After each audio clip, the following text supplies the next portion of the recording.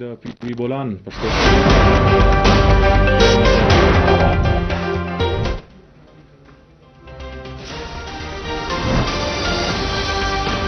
وزیر اعظم محمد شهباز شریف په میان والي کې 10 خوارج وژلو باندې و پنجاب پولیس ته پیرزوینې وړاندې کړې.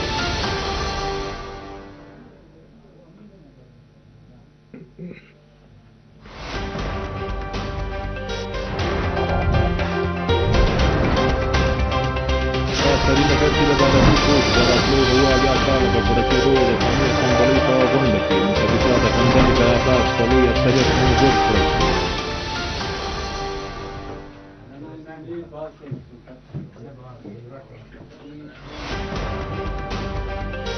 وفاقي وزیر اطلاعات او خپرونې عطاالله تارړ په قومي اسمبلۍ کې خیال په څرګندولو ویلي دي چې د جرمونو او ترهګرۍ د مخنیوي دپاره سیف سیټي منصوبه ډېره د ارزښت وړ ده.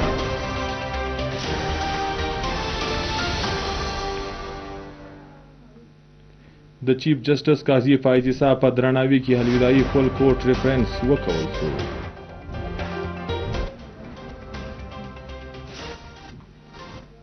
او اوس د خبرونو تفصیل. وزیر اعظم محمد شهباز شریف په میان والي کې 10 خوارج وژلو باندې او پنجاب پولیس ته پیرزوینې وړاندې کولو سره وویل چې پر وخت او سرلرونکي کاروایي باندې د پنجاب پولیس او د ترهګرۍ د محکمې هڅې د ستاینې وړ دي.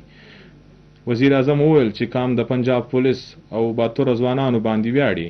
د ترهګرۍ د خاتمې پورې به د خوارجو په ضد جنګ روان وي. په سرینگر کې د بھارتي فوج د راتلو 7 کاله په پوره کېدو د قومي اسمبلۍ په غونډه کې متفقه د غندنې قرارداد په لوی اکثریت منظور کړل شو. قرارداد وفاقي وزیر امیر مقام وړاندې کړ.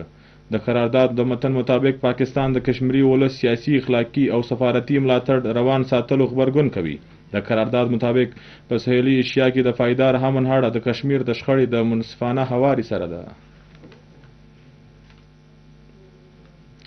وفاقي وزیر اطلاعات او خپرونې عطاالله تارړ په قومي اسمبلۍ کې خیال په څرګندولو ویلي دي چې د جرمونو او ترهګرۍ د مخنیوي دپاره سیف سیټي منصوبه ډېره د ارزښت وړ ده. هغه وویل چې د منصوبې تر ټولو زیات ضرورت پېښور او کراچي لري. وفاقي حکومت سیف سیټي منصوبې دپاره مرسته ورکولو ته چمتو دي. د جرمونو او ترهګرۍ د مخنیوي دپاره منصوبې ډېر اهم کردار ادا کړ. هغه وویل چې د صوبې په مرسته په انساني ګریزي کې بوخت ډله ونیول سو. د چیف جسټس قاضي فایزي صاحب په درناوي کې الوداعي فل کورټ ریفرنس وکول شو. د ټاکل شوي چیف جسټس یا افریدي په ملتیا ایډاک او د شریعت کورټ ججانو پکې ګډون درلود. د چیف جسټس قاضي فایزي صاحب خدمتونو ته پیرزوینې وړاندې کړل شوې. پر دا مهال د قاضي فایزي صاحب وینا وه چې په فل کورټ ریفرنس باندې د ټولو کسانو مننه کوم. پاکستان سټاک ایکسچینج کې نوی تاریخ جوړ شو. سل انډیکس یو ځل بیا د هیواد د تاریخ تر ټولو بالا سطح ته ورسېدی. په سټاک مارکیټ کې زبردسته تیزي د 1462 پوینټ زیاتوب وشو. د ټرینډینګ په دوران سل انډیکس د 480 پورې ورسېدی. گورنر بلوچستان شیخ جعفر خان مندوخیل په نوري نصیر خان کلچر کمپلیکس کوټه کې د سوي د کتاب د مخلصي د سورې ته وینا په کولو ویلي دي چې بلوچستان د بیلابیلو ارضیاتي ساخت وړ شایسته سیمه ده. د سختو غرونو د ریګ د میدانو او ساحلي لارو باندې هړه لرونکي کتاب بلوچستان ایر پینوراما اینډ لینډ سکیپس د فطرت څخه د مینه لرونکي دپاره د کشش وړ او سیلګري خپل خواته د راوستو ذریعه ده. د گورنر بلوچستان وینا و چې کتاب لوستو ته د وده په ورکولو د ځوان نسل اصلاح د وخت غوښتنه ده. کتاب دوستي د ټولنې د اقدار ترجماني کوي. گورنر بلوچستان کتاب په ستایلو لیکونکو طاهر خان کیانی او عزیز احمد جمالي ته پیرزوینې وړاندې کړې. حوصله یې زیاته کړه. په دستوره کې صوبایي وزیر تعلیم اعلی افسرانو په ملتیا د بیلابیلو څانګو سره اړه لرونکو کسانو ګډون درلودی.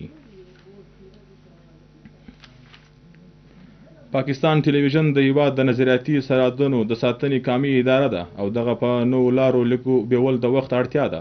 دغه خیالاتو څرګندونه د قامي اسمبلۍ د اطلاعاتو او نشریاتو د قایمه کمیټې چیرمن اظهار فولن بلوچ د کوټي پی ټي وي مرکز دورې پر مهال وکړه.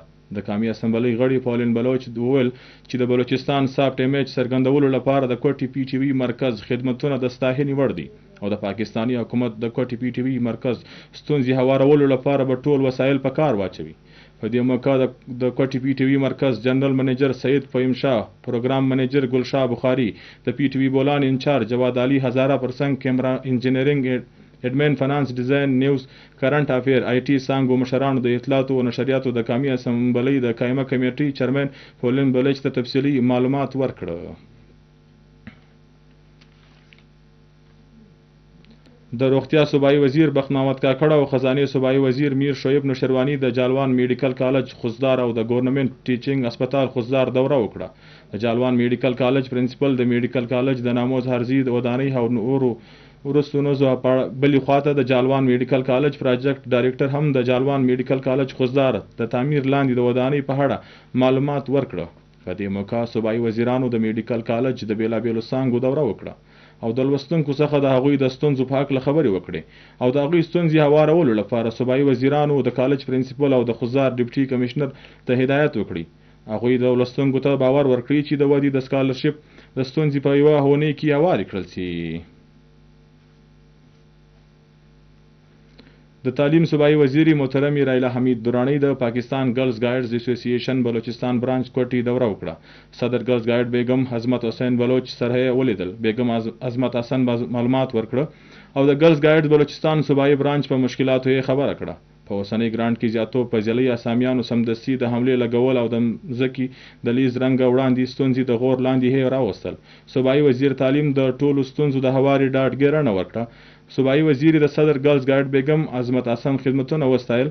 هغې د گرلز گایډ په ګټه او د ټولنې په خدمت باندې زور ورکړ. هغه وویل چې گرلز گایډ د نجونو تربیه ښه اداره ده کوم چې په نجونو کې د سخت حالات د مخنیوي او په قدرتي افاتو کې د نورو د کومک کولو هنر زده کړو ورکوي. صوبایي وزیر وویل چې په اوسنۍ حالاتو کې په نجونو کې په خپل ځان اعتماد پیدا کول او د خپل ځان د دفاع رنګ تربیه لازمي ده. وفاقي وزیر تجارت جام کمال خان او وزیر مواصلات عبدالعلیم خان د حب دریاب پل پرانسته وکړه. حب ریور پل په د بلوچستان او سند ترمیان تجارتي اړیکې مضبوطه جوړه کړي. د کوم په سبب د سفر وخت کم سي او په ان 15 په ټریفک رواني کې شوالی راسي. پل 488 فوټ اوږد دی او په 2 لاینو هړه لري کوم چې د کراچي حب او کوټي ترمیان د مال وړاندې اسانه جوړوي. منصوبه د 2022 د سیلاب وروسته د وزیر اعظم شهباز شریف په ذاتي دلچسپي مکمل شو.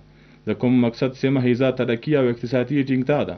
جام کمال خان د حب د هولس اعتماد په ستایلو وویل چې وفاقي او صوبایي حکومتونه په ملګرتیا بلوچستان د ترقی لپاره کار کوي. په راتلونکي څو میاشتو کې به نور پلونه او سړکونه منصوبې هم مکمل کړل شي کوم څخه به چې د سیمې معیشت نور ښه جوړ کړي.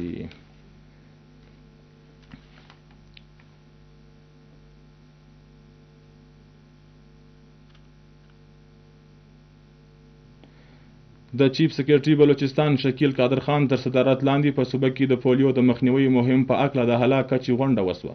چیف سیکریټري شکیل قادر خان ویلي دي چې پولیو قامي ستونزه ده. د دې د مخنیوي لپاره موږ ټولو ته خپل کردار ادا کول دي. په دې مهم کې موږ ته د یو ماشوم پورې رسیدل دي او څاڅکي ورکول دي. هغه وویل چې انکاري مندي پلرونه په قایل کولو کې د انتظامیې سره مرسته وکړي ولې چې دا د ټولې ټولنې ګډه ستونزه ده.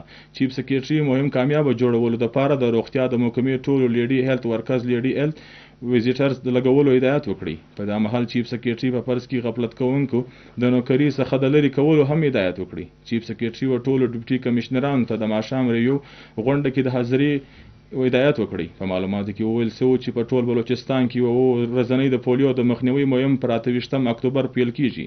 25,55,000 څخه زیات ماشومان ته د پولیو څخه د ژغورنې څاڅکي ورکول کیږي. مهم کې د 11,000 څخه زیات ډلې برخې اخلي. تیاریانې مکمل کړل شوې دي. د چمن، ډیره بګټي، کلا عبدالله، کویټه، جلمکسي، ژوب، کلا سیف الله او د خاران څخه کیسونه ریپورټ شوي دي. د کوټي الکتریک سپلای کمپنی کیسکو د اعلان مطابق برقی تنصیبات او پلاینو د ضروري مرمت د کار په لړ کې په 28 اکتوبر د شیخ مانده ګریډ سټیشن د پی هیپ تکتو کلی همر گارډن ټون هدیان ټي پی اس اخبار جبل نور سی ټي اس خروټ آباد ریګي زری کالج بلیلی او ابدا هسپتال د فدرالو څخه د سهار 9 بجو څخه د ورځې 11 بجو پورې او د ګریډ ایرپورټ روډ اف سی واسا چشمه نوسار لودیز بایپاس پیډرو څخه د ورځې د 11 بجو څخه تر ماپښین 2 بجو پورې بجلی بندوي. د غرنګ و د 28 اکتوبر په د خوزدار ګریډ سټیشن د سیټي 1 سیول کالونی فیروز آباد پیر عمر ایچ پی ډی سیټي ایکسپریس جالوان میډیکل کالج فیډرو څخه د سهار 10 بجو څخه تر ماپښین 2 بجو پورې همدغه ورځ د صوبتپور ګریډ سټیشن څخه د سهار 9 بجو څخه تر 2 بجو پورې به بجلی بندوي. او اوس تاسو وګورئ د بلوچستان د بېلابېلو ضلعو د موسم حال او موږ ته راکړي اجازت د لوی الله په امان.